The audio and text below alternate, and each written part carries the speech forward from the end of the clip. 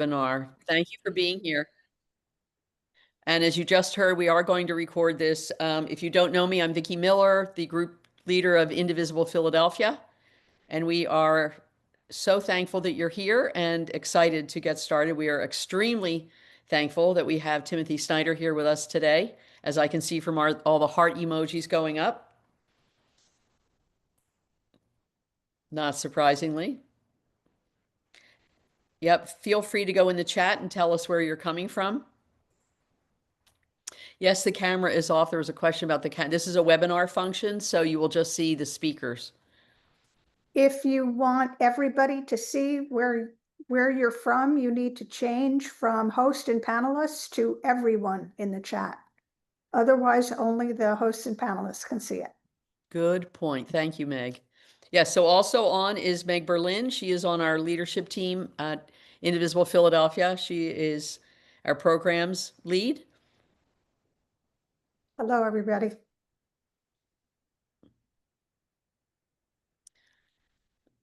New Jersey, PA. Wow, Brussels. Philly, Somebody Newtown, from Brussels. Brussels. How about that? Yeah. Delaware, New York, Queensbury, New York. Portland, Oregon.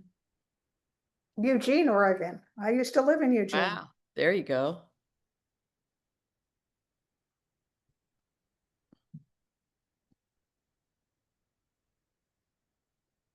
Tucson, Arizona. Norfolk, Virginia. New Orleans. This is awesome.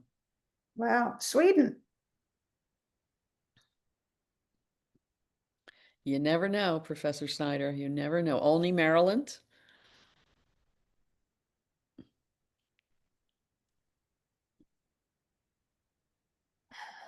North Carolina. This is awesome. Now, This if you is have great. questions, you can put them in the chat.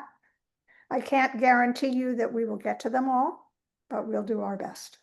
But before you put them in the, yes, and when you put them in the chat, wait for everybody to go through and say where they're from so we can find them.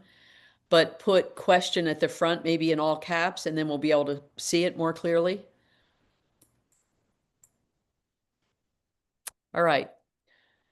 As people are gathering, let me see what the numbers look like now. Yeah, okay. All right, why don't we get started? Professor Snyder only has a limited amount of time, about 30 minutes with us, so we're going to get started so that we have plenty of time. So let me make the introduction and then our esteemed guest can speak to us. Timothy Snyder holds the inaugural Temerty Chair in Modern European History at the Munk School of Global Affairs and Public Policy at the University of Toronto. He is also a permanent fellow at the Institute for Human Sciences in Vienna and the head of the Academic Advisory Council of Ukrainian History Global Initiative. A scholar of the history of Central Europe, Ukraine, the Soviet Union, and the Holocaust, Snyder speaks 5 and reads 10 European languages. He is the author or editor of 20 books published in 40 languages.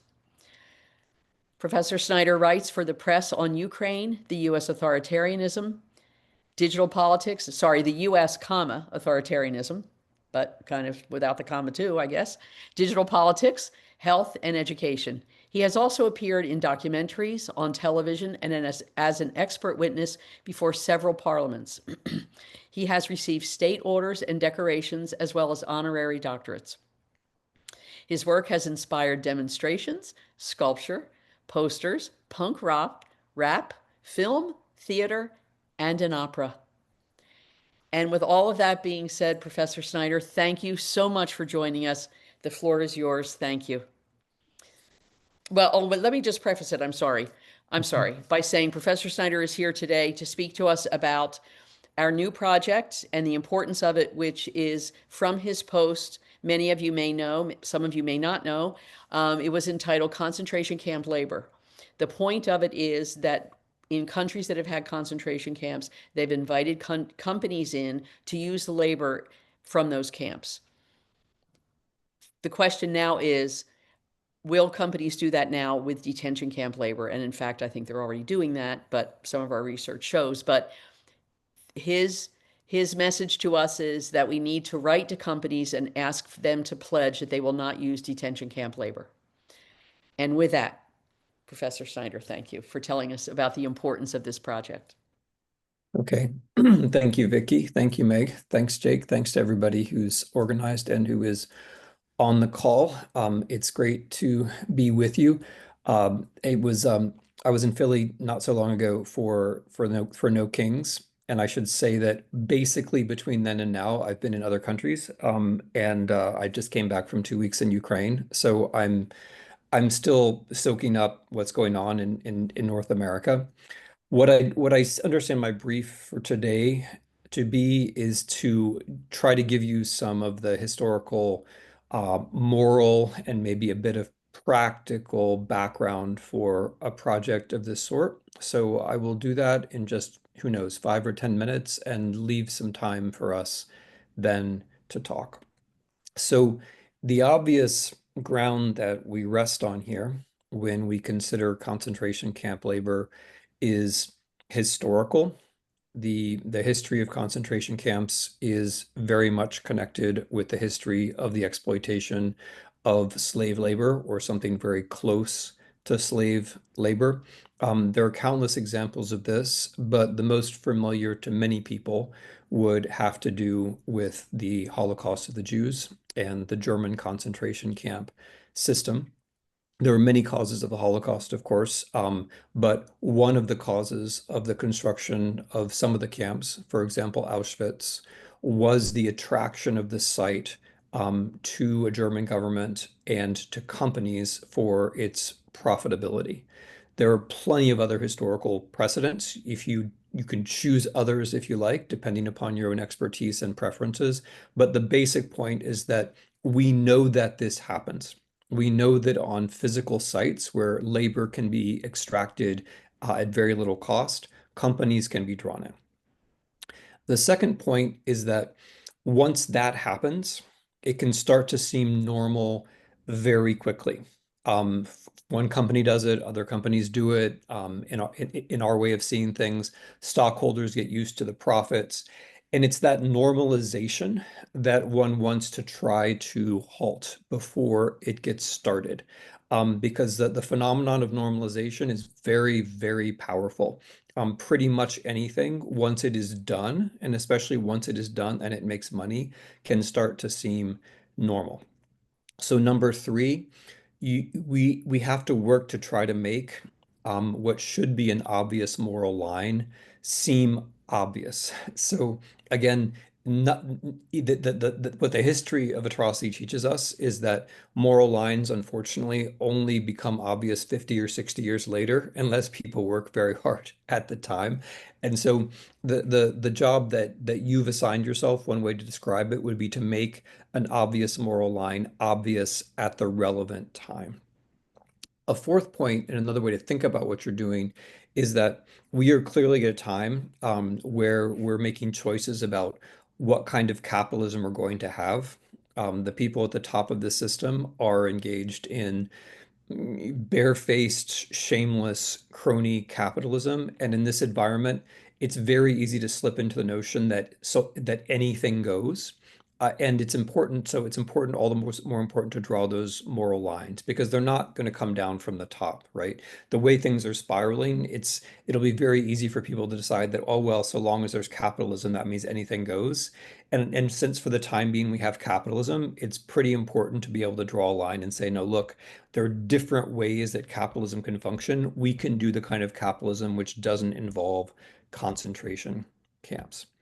Another reason to do this kind of campaign is that it has to do with the victims. So in carrying out this kind of campaign, as you're trying to deter companies from doing the things that they might do, or as you're trying to involve shareholders and get them to make positive decisions, you're also maintaining attention to the harm. The harms that are being done to people who are being held for no particular reason, or whose labor is being exploited, who are being mistreated, who are being subject to pain and disease, and so on. Another rationale for what you're doing, and related to that, is that in a campaign like this gives you a chance to call things by their name. So you have to make choices about what those names are. Concentration camp is a pretty central example of where you could call it that or whether you could call it something else. But you're in engaging in the campaign, sort of independently of how successful you are also out there applying concepts to phenomena in the world. You're giving yourself a chance to apply clear language. Now, all that said, I wanted to say just a word about tactics. I'm sure there are many far better tacticians than me on this call, but I just wanted to draw attention to a couple of things that occurred to me as I was thinking about this topic. The first is that you may want to use examples that range beyond your own comfort zone, or examples that appeal to people who have different politics than you, or examples that might be confounding for Republicans in power. For example, China. So, one of the critiques that people tend to have of China is the use of concentration camp labor. That so the use of concentration camp labor is probably the single central human rights criticism of China. And so people who are critical of China would be that may or may not be your particular right line of politics, but people who are critical of China on the right have criticized China for the use of concentration camp labor for the last decade or so. In my view, completely legitimately, it's just worthwhile to think about that, right? One might also consider talking about the Soviet Union as appropriate. The Soviet Union for decades, although it was not a capitalist system, certainly and deliberately exploited the slave labor of its concentration camp inmates. So what I'm just suggesting here is that in addition to the Holocaust background, there may be other examples which it would be if you're confident, if you feel like you can stand your ground using them, there may be other examples, contemporary and historical, which would be true and also tactically helpful. Another tactical point I wanted to make has to do with the positive and the negative. So obviously in a campaign like this, you want to be calling people out. That's important, but it's also important to do the opposite, to praise, and to try to normalize good activities. So, and this is important in of itself because criticism and being called out motivates in one way, but joining a list of other good companies or being put on the right side of things is also attractive and motivating. And in terms of future work, having a list of people, shareholders, CEOs who do the right thing, that can also be helpful in coalition building down the line on other issues. So those are my thoughts. I can hang around for another 10 or 15 minutes or so if that's useful and handle questions. It's lovely that we have people from, Sweden and Brussels and so on here. Um, and I'm going to trust Vicky or Meg, whoever is doing this, to select questions that are more or less around the the campaign that we're talking about. All right. Well, yes, and thank you very much, Professor. So we have a couple of questions about what's the best way to pressure banks to stop funding detention centers? What's the best way to do that? Uh, I mean, there's certainly people who are better able to answer that question than me, but the obvious thing is to use advertising strategies like figure out what the bank's slogans are, learn what the bank's way of advertising itself is, and try to use those kinds of words to attract attention to its actual practices. In other words, call out hypocrisy with words that might even be familiar. Call out and make sure to use the bank's symbols in such a way that everyone can recognize who you were talking about. So I don't think this is particularly complicated. The second point is um, try, if possible, to be very simple. Try to keep things simple. Like making money from slave labor is not the only way to bank, right? So try to keep things as simple as possible. Try to keep your own slogans down to a few words, so as not to leave a lot of room for negotiation. And another point about this is try to do it with humans. So, I'm sure a lot of what you're going to do is going to be online, but just having a few humans in front of a bank office with a sign about slave labor can get into the news, and like live action by humans can also change what happens on social media. Yeah, we actually had a protest at Citizens Bank at two branches doing Mhm. exactly that. And it One was of the statewide on Saturday. Yeah. Yeah. That's amazing. So one of the people says, should people withdraw their accounts? Is that what we should be urging people to do? Yeah. Yeah, why not? I mean, so again, I can't you're doing the work here. You're doing the detailed work, and I'm not, but Yep. like if you've identified a local obvious target, then sure, why not withdraw, transfer your account somewhere else. But when you do that, you have to say that you're doing it, or else it doesn't make any difference, Okay. right? So you can Thank have a you. running Right. list of people who are doing it, or you can have a campaign where like individuals say, I've done this, and then in their own words say, I'm doing this because I don't support the exploitation of concentration camp labor or slave labor, and have a list of short statements by actual people. It doesn't have to give their last names, it could be Anna M or whatever, but people saying that they're doing this because they think personally it's wrong, that will drive more people to do the same thing, and the bank won't like it. We hope Right. not. How do we find out who's using detention camp labor? Hmm. Yeah, I mean that's a that sounds like one for your team. But Yes, yeah. yes. And we can talk about that when Professor Snyder, after he leaves us, we can tell you how we're doing that. Yeah. Mhm. Okay, all right. Um, so there were a couple of questions about the 3.5% number that we hear quoted.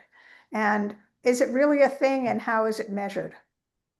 I'm sorry, yeah, 3.5% of what? Okay, that's the Chenoweth study. Yeah. No, You mean am I about if we off get to topic here? if we get to that? Well, Yeah,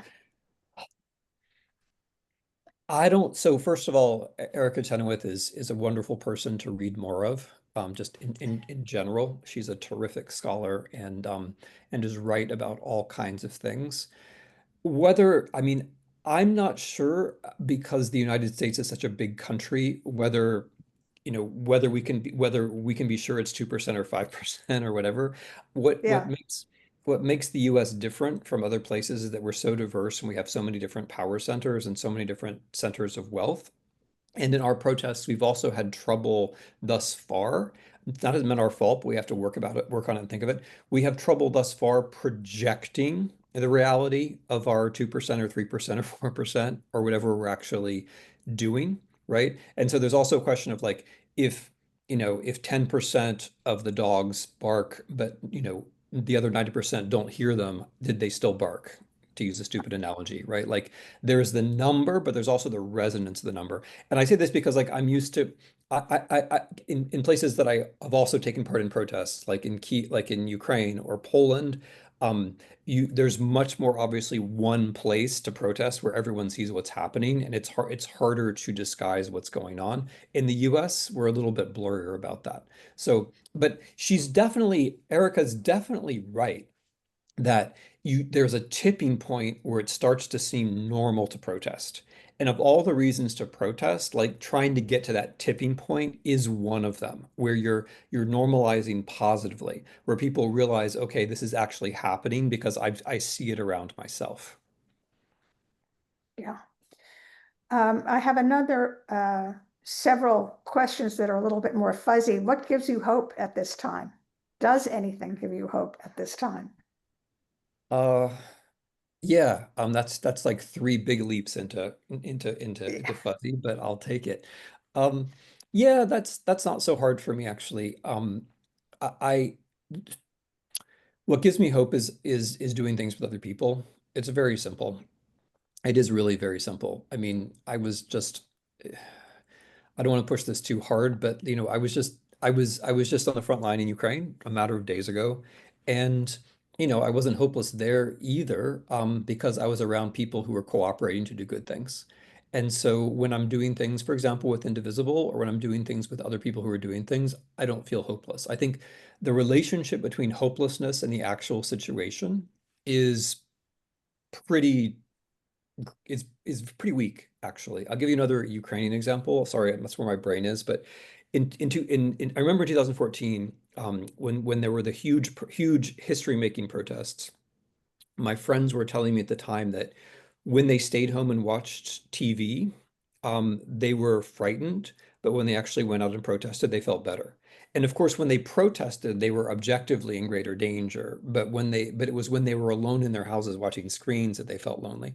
And so just because you're hopeful doesn't mean things are going to turn out great, and just because you're hopeless doesn't mean they're going to turn out badly. It's the sense of hope is more something that you have to manage just by doing things with other people. The second thing is, oh, I'm a historian, and so this is, this is terrible. What's happening in the United States? It's terrible.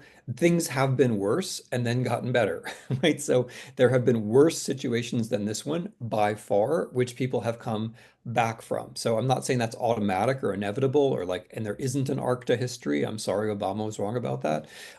As is the even more distinguished person he was quoting. But history does show that you can be in an awful conjuncture, and nevertheless, things can turn. Right. There was a question about Ukraine and how is the Ukraine war important to American democracy? And will the Europeans be able to provide sufficient resources to Ukraine that will lead Russia to negotiations? I think it's interesting that the folks who are against American democracy intuitively understand how important the Ukraine war is. Like they get it that they want Russia to win, right? And they want Ukraine to lose. On their side, it's intuitive.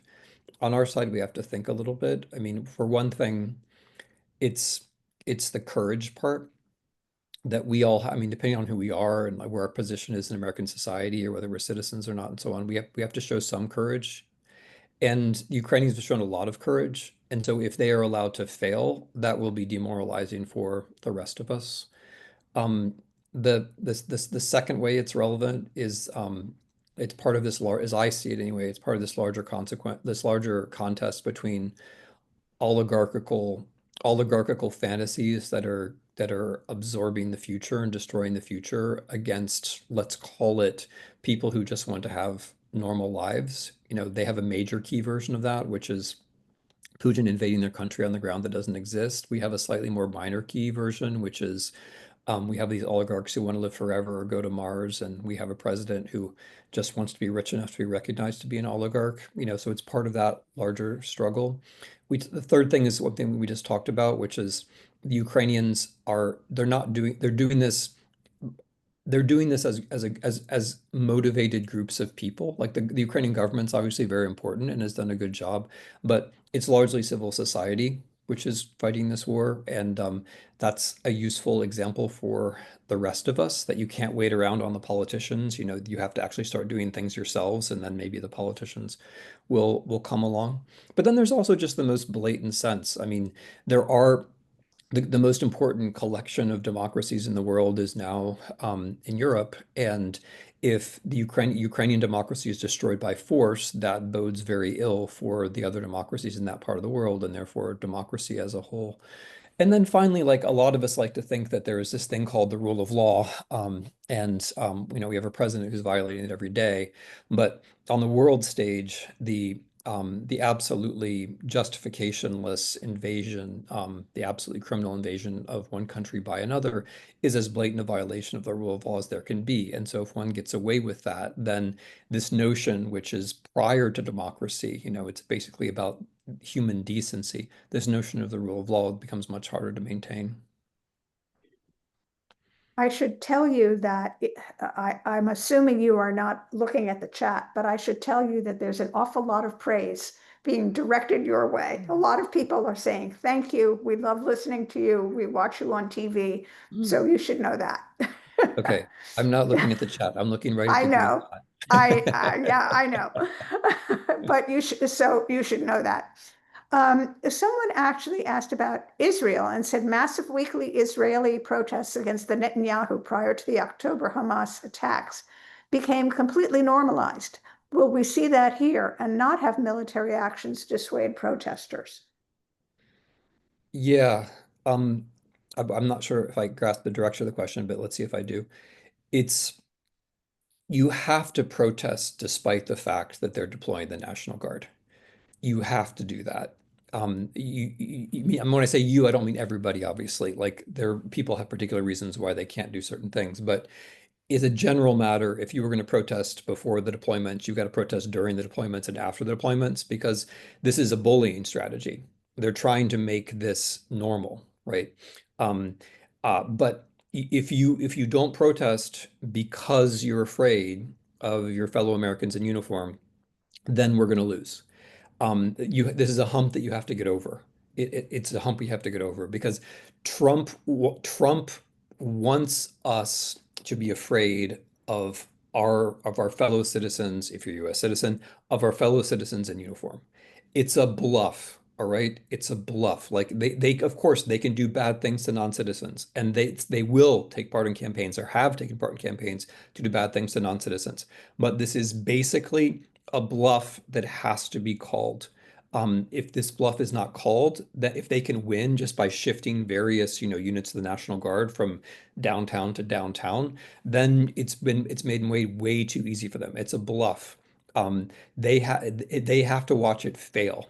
They have to recognize that they can't just do this kind of bullying. That's how I feel about this. You've got to do it. You have to do it because it does take a certain amount of courage, but you have to do it. And then the related thing is you got to talk to family members and friends who are in National Guard units or other units because these orders are illegal. These orders are illegal. This should not be happening. Our armed forces should not be on the streets of our country. There's no basis for this. It's not just a textbook example of how you move towards authoritarianism if nobody responds.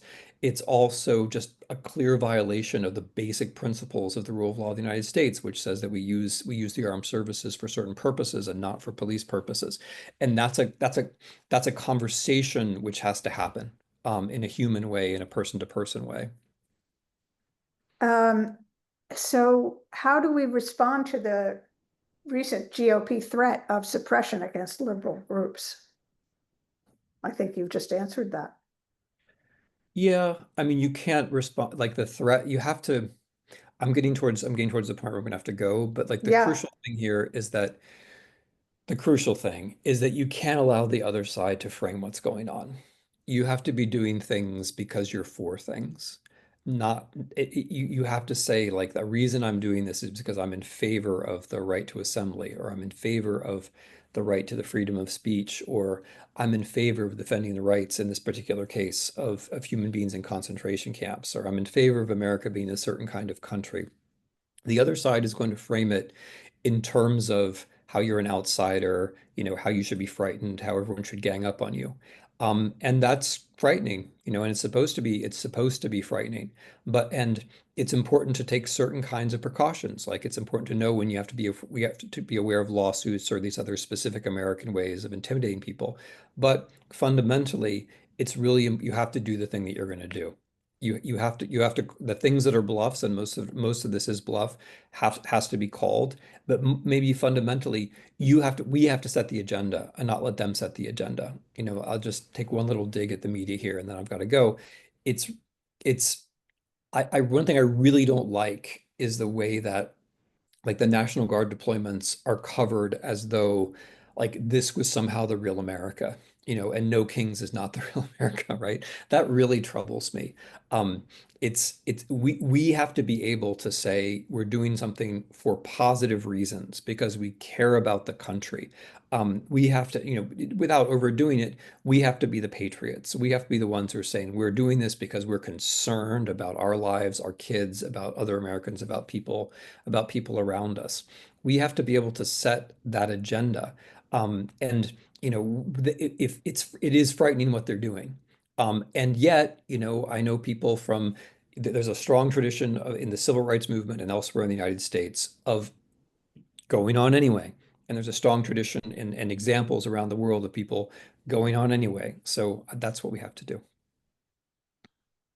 Thank you. Right. I think Wonderful. we, Okay. I think I may have reached my Yeah. Vicky, my up to witching you. hour Right, here. wonderful. Thank you so much. And everyone, I can answer some of your questions about how we go about doing this in a minute. But Professor Snyder, I can't thank you enough. This was wonderful. Thank you I'm, so much for yeah, giving us your time. I'm really glad. But as I say, I should really thank you because you're the ones who you're out there doing it. Well, So we'll keep you good luck. posted on our And whatever. progress. All right. Super. Wonderful. Thank you. Thank you Okay. again. Thank you. Thank you. Thank you both. Thank you all. So there were some questions about how we find out about which companies are helping with the detention camps. We are doing that research now. We are going to start this project. So we're going to ask people to sign up to be a volunteer to write letters to companies to ask them to take a pledge. As you can imagine, that all takes a little bit of infrastructure on the back end, which is what we are creating now to do all of that. We also have a group of researchers. There's a lot of infrastructure involved in all of that, which we are getting started with actually now. Um, and then we will be able to send out the information on the companies for you to write the letters to ask them to take the pledge. And then we will have a place for them to put the pledge. We also will thank companies and highlight companies that are doing the right thing, as Professor Snyder said. We do use prison labor in this country. You may know that the 13th Amendment, which abolished slavery, has an exception in it for people who are fully incarcerated, fully adjudicated, and incarcerated in a prison. There are many companies that use the labor from prisons, the prison labor. Many companies that do. We have researched those extensively. We're still doing research on them because we think that maybe they would be very likely to then use the detainees. I should say also that we have the exception in the 13th Amendment. The vast majority of detainees who are picked up off the street do not qualify for the exception of the 13th Amendment because they have not been adjudicated most at all, right? No due process for these folks. They're just picked up, not criminals, all of that. They don't fall within that exception. So therefore, their companies are not, and the companies that run the prisons are not entitled to farm out their labor. It's different if it's voluntary. There are a whole bunch of issues about it, but it's a different situation with people who are detainees. And that is why we are saying, no detention camp labor or no concentration camp labor. There are many former prisons that have been shut down that are now opening up again as detention facilities, detention camps. So it could be that companies in those areas will be likely to start using the labor from there as they did when it was a prison. We don't know, but we are pulling a whole bunch of these companies now. As you can imagine, it's a big country. There are a lot of companies. And so we are pulling hundreds and hundreds and hundreds of companies. We also, one of your questions was what type of companies would be more likely to, and there are certain industries that are likely to use this kind of labor and have used it for in the prison context. Construction companies, farming companies, healthcare companies, hospitality companies, hotels, and other such companies. So we have kind of a list, a hierarchical list of the companies that are more likely to use this kind of labor. So we're developing that as part of the strategy as well. So a lot of it will be already fleshed out, if you will, before we ask people to start writing the letters. But if you have ideas, feel free to let us know. If you would like to be involved in this and you don't already get our newsletter, Indivisible Philadelphia's newsletter, you probably get Indivisible's newsletters. You can sign up to get our newsletter. I'm going to stick it in the chat here, but it's go onto our website, indivisiblephiladelphia.com. There were a couple of questions, Vicky, about whether we're recording it and will the Yes. recording be shared. So I just want Yes. you all to know that, yes, we are recording now, and the recording, the link to the recording will be shared on our newsletter. So if you Yes. don't get our newsletter, sign up. And we can send it out to everyone who signed up for this as well. We can send it out to everybody who's on this as well. If you signed up on Mobilize, then we have you and we can send it out to you that way. And so hold on a second. I'm going to put the sign up link here. Hold on a second. Sorry, I should have had that already, shouldn't I? Sorry. Here we go. There, that is the sign up link that I just put in the chat. Um, oh, hold on. It only went to panelists. Hold on. It has to go to everyone. I'm terrible at this.